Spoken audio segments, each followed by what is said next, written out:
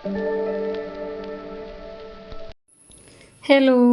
അപ്പോൾ ഇന്നത്തെ വീഡിയോ നമ്മുടെ ബുള്ളറ്റ് ജേണലായിട്ട് ഞാൻ വീണ്ടും വന്നിരിക്കുകയാണ്. കാരണം സെപ്റ്റംബർ മന്ത് തുടങ്ങി, ഓഗസ്റ്റ് മന്ത് കഴിഞ്ഞു. ഓഗസ്റ്റിലാണ് നമ്മൾ ഈ ഒരു ബുക്കിൽ എഴുതാനായിട്ട് സ്റ്റാർട്ട് ചെയ്ത് ഈ ഒരു കവർ പേജ് ചെയ്ത വീഡിയോ ഒക്കെ ഞാൻ ഇട്ടിട്ടുണ്ടായിരുന്നു. നിങ്ങൾ കണ്ടിട്ടുണ്ടാവും എന്ന് വിചാരിക്കുന്നു. അപ്പോൾ ഓഗസ്റ്റ് മന്തിനെ കുറിച്ച് നമ്മൾ പ്ലാൻ ചെയ്തതും എന്ത് പ്ലാൻ നടന്നു എന്നൊക്കെ നോക്കുകയാണെങ്കിൽ ഒരു 50% ഒക്കെ കേട്ടോ നമ്മൾ പ്ലാനിനനുസരിച്ച് പോയിട്ടുള്ളൂ. Good time for A new beginnings now എന്ന് പറഞ്ഞിട്ടാണ് നമ്മളിത് തുടങ്ങിയത്.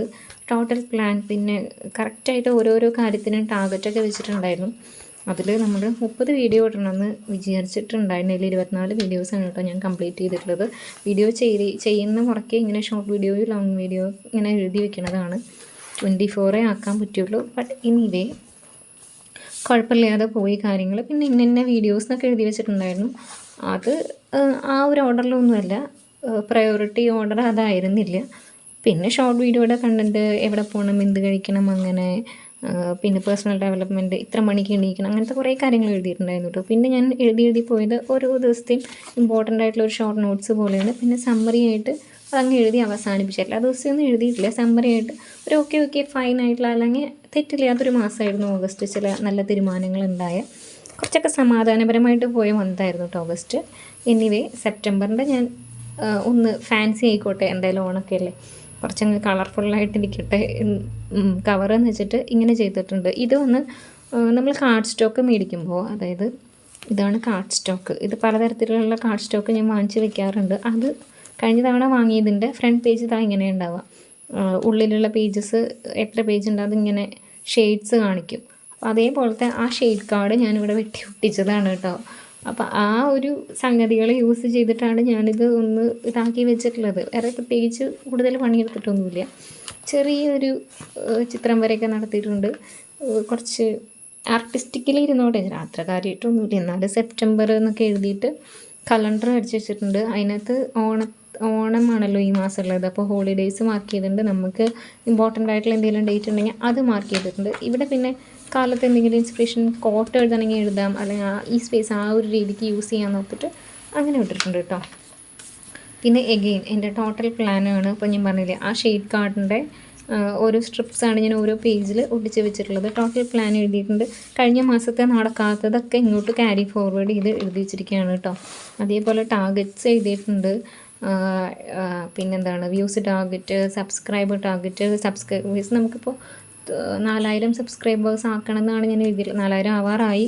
അത് ഈ മാസം കൊണ്ട് ആക്കണം എന്നാണ് എഴുതി വെച്ചിട്ടുള്ളത് കേട്ടോ. നമ്മുടെ ചാനൽ ഒരു കുഞ്ഞു ചാനലാണ്, അങ്ങനെ ജഡ്ജ് ചെയ്യരുത്. കാരണം ഞാൻ ഇത് വളരെ കുറവല്ലേ എന്ന് തോന്നുന്നു. അത് കുറവാണ്, പക്ഷെ നമ്മളെ സംബന്ധിച്ച് ഇതൊക്കെ കൂടുതലാണ് കേട്ടോ. അങ്ങനെ പിന്നെ പേഴ്സണൽ ഡെവലപ്മെൻറ്റിൻ്റെ കാര്യങ്ങൾ ഇങ്ങനെ 8 ഗ്ലാസ് വെള്ളം കുടിക്കണം, 8 മണിക്കൂർ പഠിക്കണം, 5 മണിക്ക് എണീക്കണം, അങ്ങനെയൊക്കെ പലതും ഞാൻ എഴുതി വെച്ചിട്ടുണ്ട്. എത്ര കണ്ടു നടക്കുന്നറിയില്ല. എനിവേ നമുക്ക് ട്രൈ ചെയ്യാൻ വേണ്ടിയിട്ടാണ് കേട്ടോ. പിന്നെ നമ്മൾ പബ്ലിഷ് ചെയ്യുന്നത്, ഇപ്രാവശ്യം ഞാൻ വീഡിയോസിൻ്റെ കണ്ടൻറ്റ് ഇന്ന കണ്ടൻറ്റ് ചെയ്യണമെന്ന് എഴുതിയിട്ടില്ല. പകരം ലോങ് വീഡിയോസിന് ഒരു പോർഷനും ഷോർട്ട് വീഡിയോസിന് ഒരു സെപ്പറേഷനും കൊടുത്തിട്ട് എഴുതിയേക്കണം. അപ്പോൾ ചെയ്ത് പോണ വീഡിയോസ് ഞാൻ ഇങ്ങനെ മാർക്ക് ചെയ്ത് പോകും കേട്ടോ. അപ്പോൾ ടോട്ടൽ 30 നമ്പർ വീഡിയോസാണ് ഞാൻ ഉദ്ദേശിക്കുന്നത്. അതിൽ ഞാൻ ഡിവിഷനും മനസ്സിലുണ്ട്, എഴുതി വെച്ചിട്ടുണ്ട്. പക്ഷേ നോക്കാം എത്ര നടക്കുന്നുള്ളത്. ഒരു 20 വീഡിയോസിനും ഇതെന്തായാലും ചെയ്യണം എന്നാണ് എൻ്റെ ആഗ്രഹം. പിന്നെ ഇവിടെ ഒരു പേജ് നമസ്വിയുടെ എന്തെങ്കിലും അച്ചീവ്മെൻറ്റ്, ഡെവലപ്മെൻറ്റ്, ഹാപ്പിനെസ് എന്ന് പറഞ്ഞിട്ട് എഴുതിയിട്ടുണ്ട്. അപ്പോൾ അവൾക്ക് വേണ്ടിയിട്ട് ഈ മന്ത് ചെയ്യുന്ന, അല്ലെങ്കിൽ അവളുടെ ക്യാരക്ടറിലോ റൂട്ടീനിലോ എന്തെങ്കിലും ഇമ്പ്രൂവ്മെൻറ്റ് കൊണ്ടുവരാൻ പറ്റുകയാണെങ്കിൽ അത് ഇവിടെ എഴുതി വെക്കാം, അല്ലെങ്കിൽ അത് ഇതിനനുസരിച്ച് ട്രാക്ക് ചെയ്യാമെന്ന് വിചാരിച്ചിട്ടുണ്ട് കേട്ടോ. ഒരു സ്റ്റഡി ട്രാക്കർ എന്ന് പറഞ്ഞിട്ട് ഒരു എൻറ്റയർ പേജ് ഞാനിവിടെ ഒഴിവാക്കിയിട്ടിട്ടുണ്ട്. ഞാൻ 1-2 കോമ്പറ്റേറ്റീവ് എക്സാംസിന് അപ്ലൈ ചെയ്തിട്ടുണ്ട് കേട്ടോ. അപ്പോൾ അതിൻ്റെ എക്സാമൊക്കെ ഡിസംബർ, നവംബർ, ജനുവരി ആ മാസങ്ങളിലൊക്കെ ആയിട്ടൊക്കെ കാണുമായിരിക്കും. അപ്പോൾ അതിനൊക്കെ ഒന്ന് പ്രിപ്പയർ ചെയ്യണമെന്ന് വിചാരിക്കുന്നുണ്ട്. അതിന് വേണ്ടിയിട്ടാണ് ഈ പേജ്. പിന്നെ കുറച്ച് പേജസ് ഇങ്ങനെ ബ്ലാങ്ക് ആയിട്ട് വെച്ചിട്ടുണ്ട്. ഇപ്പോൾ ഞാൻ കഴിഞ്ഞ മാസം ചെയ്ത പോലെ ഓരോ ഡേറ്റ് ഇട്ടിട്ട് ഡയറി എഴുതുന്ന പോലെയല്ല, ആ ഡേറ്റിലെ ഇമ്പോർട്ടൻ്റ് ആയിട്ടുള്ള കാര്യം എന്താണോ അതൊന്ന് നോട്ട് ചെയ്യും. സന്തോഷമുള്ളതോ സങ്കടമുള്ളതോ എനിവേ വാട്ടെവർ അത് നോട്ട് ചെയ്യും. അല്ലെങ്കിൽ ഒരു പർട്ടിക്കുലർ ഡേറ്റിൽ നമ്മൾ ഇന്നൊരു സാധനം വാങ്ങി, അല്ലെങ്കിൽ ഇതിന് ഇത്ര സ്പെൻഡായി, നമുക്ക് ലോസ് വന്നു, അതുപോലത്തെ കാര്യങ്ങളൊക്കെ ഒന്ന് ഇമ്പോർട്ടൻ്റ് ആയിട്ടുള്ളത് നോട്ട് ചെയ്യാനാണ് ഈ ഒരു 3-4 പേജ് ഇങ്ങനെ ചെയ്ത് വെച്ചിട്ടുള്ളത്. അപ്പോൾ അതുകൊണ്ട് നമ്മൾ തീരുന്നു വിചാരിക്കണം.